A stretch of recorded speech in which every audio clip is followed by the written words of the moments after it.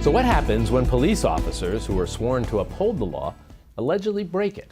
Last week, 7 NYPD officers were arrested as a result of a 3-year investigation into a multi-million-dollar prostitution and gambling ring. The operation ran through Brooklyn, Queens, and Long Island, and according to investigators, was masterminded by one man, retired NYPD Vice Detective Ludwig Paz, a 20-year veteran of the NYPD, along with his wife. Here with the details is New York Times reporter Michael Wilson, who writes the weekly crime scene column. Mike, nice to have you here with us. Thank you. So before we get to the personalities involved, let's start off with how this investigation got started. This case begins with a tip from within the police department. A police officer called the Internal Affairs Bureau and reported this illegal activity going on. And the Internal Affairs set up an investigation. There was surveillance. There was a lot of wiretaps, we're told, thousands and thousands of hours of wiretaps. And they followed the people around just to figure out who's doing what. What's the structure and scope and scale of this thing.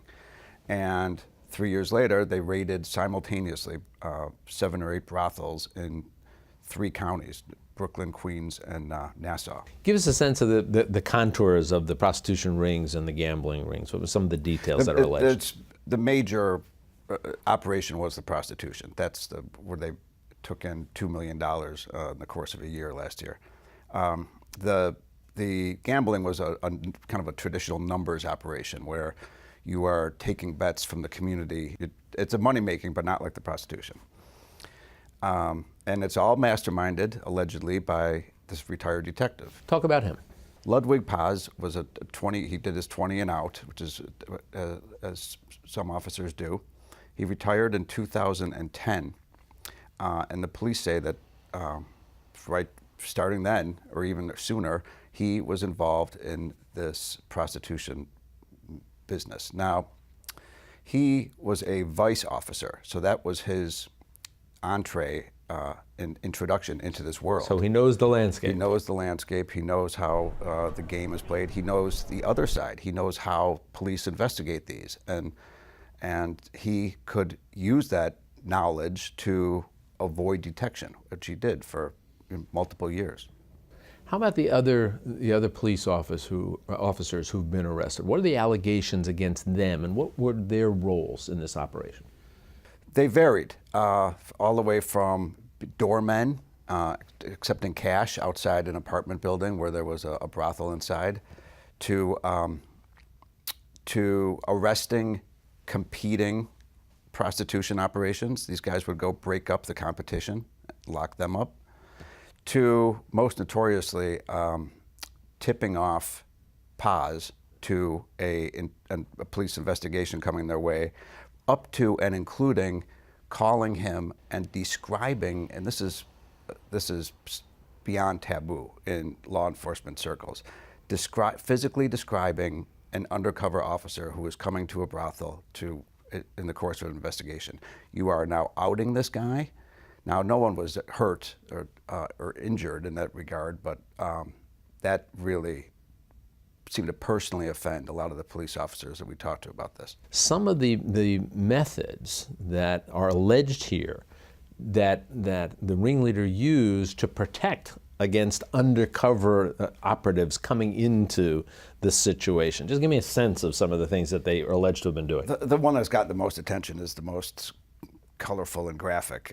Police officers are not allowed to expose themselves while interacting with a prostitute. While they're working undercover. Yeah. So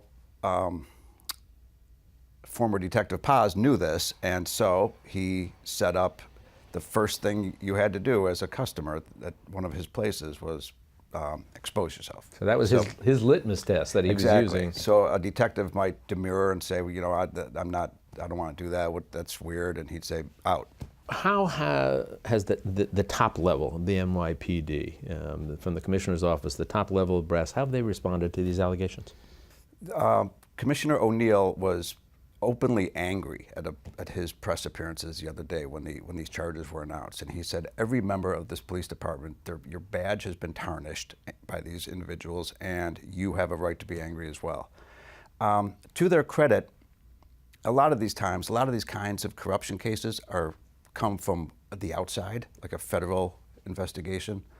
This came from within, starting with that tipster, the police officer who blew the whistle, to the police department is reminding us that we solved our own problem from within. So, And sometimes the allegations against the police department has been you can't police within your own walls, Right. but this seems to be a situation where the NYPD is saying, look, we are policing within our own Yeah. walls. Last question for you then, are they anticipating any additional arrests to be made, especially of any other police officers? we're told they are not anticipating arresting other police officers at this time. They always say, you know, that could change with new information, but based on what they know now, they've got the 7 active officers and retired POS. More civilians, I think, are in the lineup for being arrested. I'm not sure with the running count. It grew and grew all week. Well, Mike, it's a fascinating story. Indeed. Extraordinary investigation by the NYPD, great reporting by you and your colleagues at the New York Times. Well, thank you very much. Thanks for spending some time with us. We'll talk again as this moves along. Great, thank you.